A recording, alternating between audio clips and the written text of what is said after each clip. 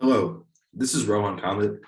The topic I will be covering for this final presentation is personalized learning and why I feel it to have immense potential, contrary to what some people may say.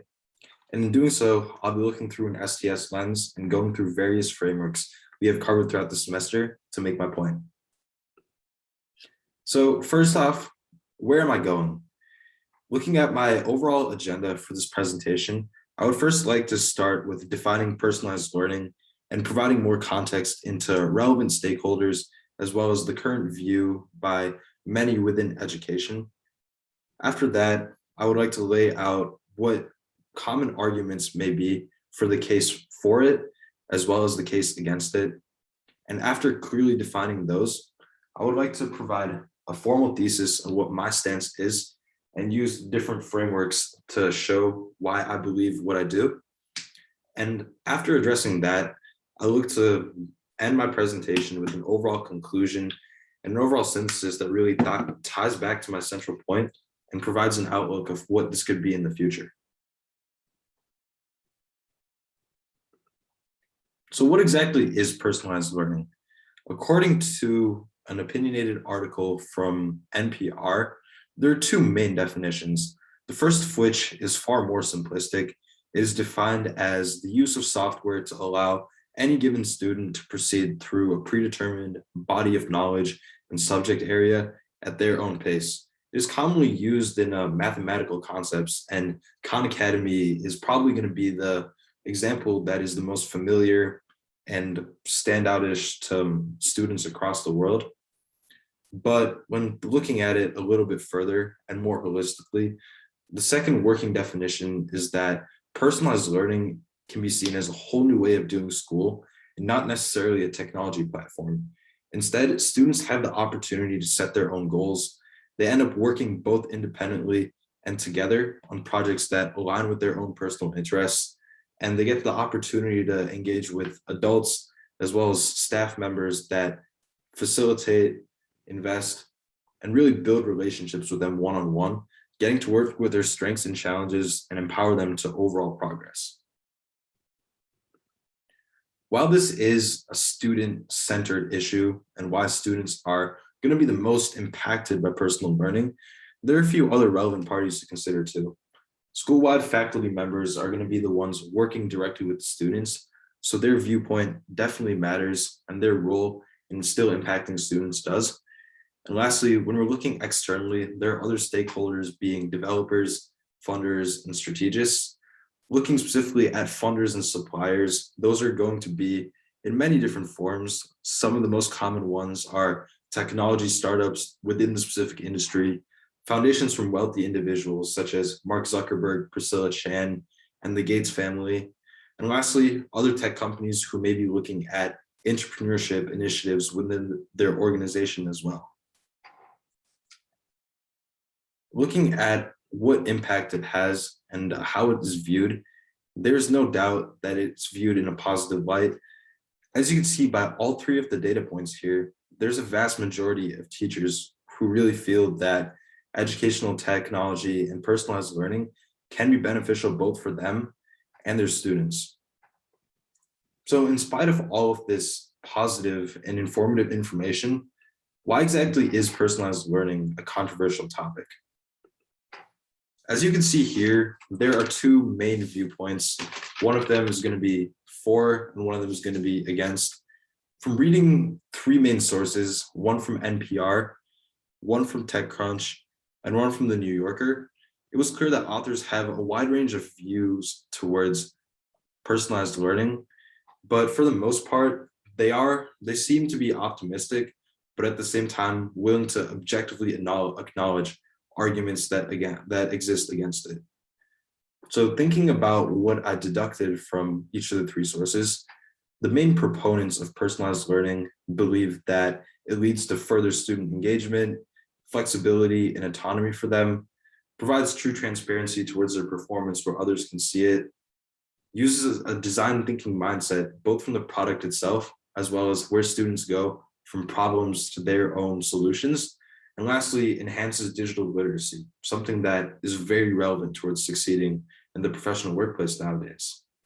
When looking at people who argue against personalized learning within school systems, they feel as if it undermines the communal values that schools bring, devalues the role and impact teachers may have, really provides a risk that large data quantities pertaining to students could be exploited, and it might lead to students being distracted and off task due to the fact that more technology than they may be used to is around them.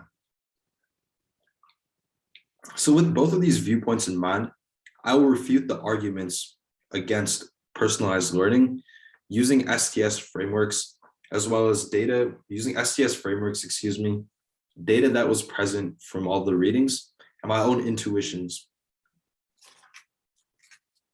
So without further ado, here's my argument. So looking at the three main pieces, one of the biggest counter arguments that I noticed was detractors feel as if personalized learning is counterintuitive towards human interaction. There's two main forms of human interaction that I'll be talking about. The first of which is from the student viewpoint, which can really be reflected in the first bullet point here, where kids felt isolation as a result of purely virtual self-paced learning from the pandemic and really craved the human connection. And there are two forms of that. One of them could be student or student, but the one that could be more relevant to think about would be student to teacher. And these other two bullet points really represent it, using strong words such as collaborative process, make things together, my ability to motivate students, depending on relationships. You can clearly see that from the teacher's viewpoint and their own testimonials, they value the opportunity to impact the students around them and feel as if personalized learning could sometimes be getting in the way of that. These viewpoints are definitely legit, but they could objectively be argued against using the concept of the actor network theory. Discussed in one of the early semester lectures, as well as a research paper put together by John Law, the actor network theory essentially states that any complex issue or any complex product can be broken down into a network. The complex products are referred to as artifacts, by the way. So personalized learning would definitely fit this criteria. And in doing so, this theory builds off of the notion that either technology or social norms influence the other. They emphasize symmetry or balance in both factors. Another reinforcement of this is viewing different parts of a network as actors and them either being human, as you can see here, users, designers, or non-human in many different contexts. And within personalized learning, humans would be classified as obviously teachers as well as students and be given equal importance. And another part is that the network represents how the heterogeneous elements interact with each other. So the network could only grow larger once students and teachers interact more frequently and really complement one another's work with personalized learning. And as you can see here, Jack Lynch, the CEO of Houghton Mifflin Harcourt, was responsible for contributing to the TechCrunch article that I pulled from. And in doing so, he provided a fantastic testimonial about how he sees personalized learning adding value in the future, using strong words such as ushering a new era of education, one that is centered around human connection, rejecting a false choice between software and an incredible teacher, as well as being a strict binary with digital or analog, and ultimately embracing the fact that these two are complementary force multipliers. And the way he defines it, I think that's fully in ordinance with the actor network theory, where both students as well as teachers have the ability to work with these technology platforms and act as like major forces of impact, where they can grow the value for both of them, for both of the other parties. Looking at the second argument against personalized learning, this one is particularly for data exploitation. As mentioned in the New Yorker's article, Summit is an example of a school they talked about when they were doing field research for this paper, for this article. They, like most schools, collect data, which could be information like students' names, their IDs and email addresses, their family's income, race, gender, date of birth, basic information such as that, their language preference, standardized test scores, and grades, among other categories. And in doing so, they can run into some really important content and really important information that may, if leaked, put some students at risk or in harm's way. So in doing so, the $1 million framework or $1 million question to ask more so is how can we ensure that Google, Facebook, Amazon, and Apple, as well as other major tech organizations, won't sell these enormous stores of information to advertisers, employers, law enforcement, the military, or other relevant external parties.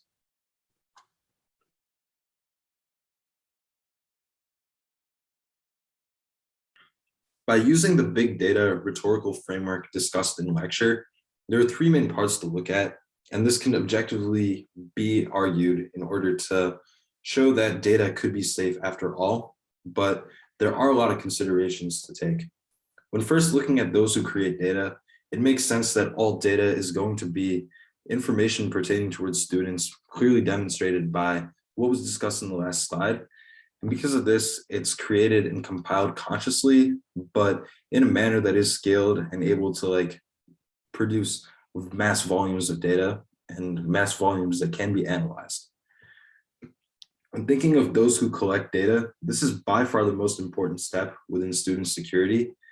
So right off the bat, the data would be valuable because progress, specific information, and other indicators that really measure learning, including the time and quality spent learning, are going to be valuable inputs for further consideration in evaluating personalized learning.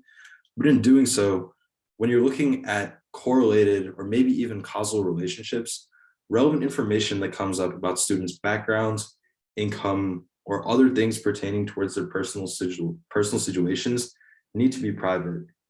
But thinking about it logically, they can be private and very likely are.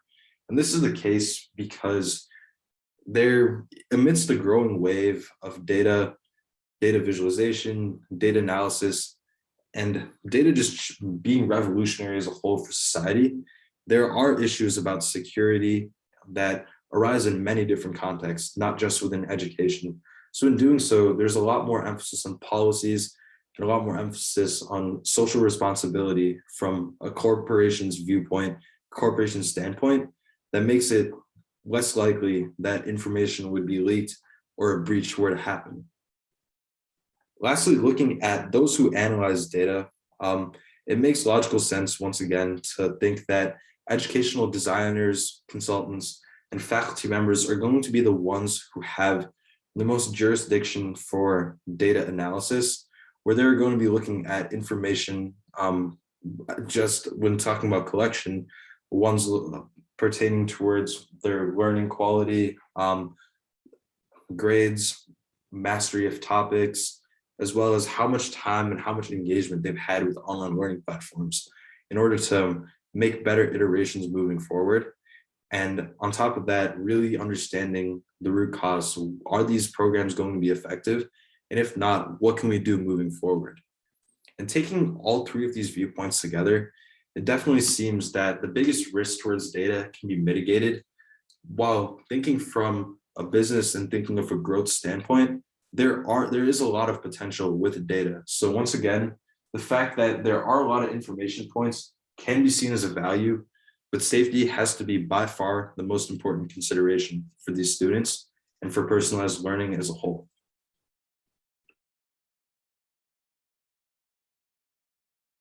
So the third main argument and the final one against personalized learning is going to be that distractions may arise due to being around more electronics than need be. From testimonials from the New Yorker and the TechCrunch, it clearly shows that off-task behavior was the same or either worse than traditional classrooms. And there are many forms of what students could be doing in the internet, some of which being multitasking with other classwork, scrolling through social media, viewing videos and songs, as well as just doing anything they may want to with the web when they have access to different softwares and different technological devices in the modern classroom. And on top of that, vulnerable students who do this could be more at risk ones who may come from low income backgrounds, may have learning disabilities, or have trouble speaking English. These issues could certainly be amplified for them. And lastly, from TechCrunch, lack of student engagement with tech has been seen as one of the biggest barriers towards educational technology and personalized learnings as harder industries. So it's clear that people being surveyed see it as a big point of emphasis. So in order to put this aside, or at least like make it less relevant as a concern, it's definitely worth implying that human intent could be contributing to this rather than the technology itself. As discussed in Kentaro Toyoma's own research with providing laptops for social good and putting them in hands of children worldwide, in a foreign country, not to the US, not exactly worldwide, he definitely touches on the myth of scale, which basically talks about how bringing internet into a village is not a means of transformation in itself, and change more so comes from the real process towards adopting it and doing so in a responsible manner, like positive usage, human capacity, and intent, as well as the process of driving change through technology being far more important than simply adding the product itself. Another theory about human autonomy that really reflects this is social determinism, which talks about how technology's value is going to be contingent upon motivations and abilities of organizations, as well as individuals, where they are the ones going to be shaping how the technology is met and the technology's effects in society. A quote that's really telling, and I feel like a good summary about this concept would be, computers, guns, factories, and democracy are powerful tools, but the forces that determine how they're used ultimately are human. So in doing so, technology is one of those areas where how it's going to be defined and what legacy it leaves is going to be defined by humans' usage of it. So in doing so, there definitely could be distractions, but at the same time, there are ways in which these can be directly addressed. So in doing so, here are my insights towards mitigations for digital distractions. The first of which would be addressing the root cause of distraction in itself.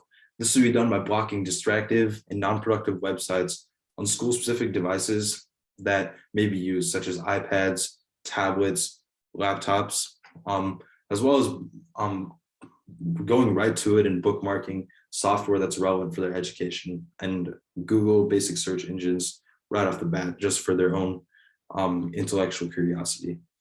The second of which would be in grade schools across the nation or across the world even, having designed and well thought out courses that pertain towards digital citizenship, smart usage of the web, and essentially how-to /101 level courses where students learn how to navigate different platforms like Khan Academy, for example, that supplement their education and give them a more productive way of interacting with the technology around them. And then lastly, something to consider when designing these systems is that there should be complete transparency moving forward, where relevant parties such as students, teachers, and parents all have the opportunity to track progress made throughout a year and quantity of time spent learning, just so they can make sure everyone, when possible, is getting the most out of personalized learning. And tying this back to the New Yorker article once again, it is clear that they talked about a specific instance of a parent where the mom, she was very happy that she was able to consistently monitor how much progress her son was making in his math class over the course of a year. And she really felt that feature was one of the biggest benefits derived from personalized learning. So being able to reap that more often would definitely be something to look into and something to be a major point of emphasis while designing. So in conclusion, I feel as if every argument against personalized learning, regardless of medium and across all three of the mediums of NPR, TechCrunch, and the New Yorker, can be refuted. Is being addressed currently, or can strategically be addressed and mitigated moving forward. So all in all, there's clear potential when personalized learning is harnessed well, but with great potential comes great risk and ultimately great responsibility in order to make personalized learning work best. So 4 important steps, just to recap, moving forward into the future, is that personalized learning should have a clear focus around the relationship between a student and a teacher, a clear sense that students' data is protected and free from any harm or exploitation, a clear strategy where data is analyzed with the right KPIs and inputted for further improvement of these systems, and a clear emphasis where harmful and negative content may be filtered out, and digital citizenship and communication will be tangibly emphasized. So thank you very much for taking the time to listen to my presentation, and thank you very much for a great semester. We'd just like to end this one by looking at the sources that I drew from and what I cited as I put this together.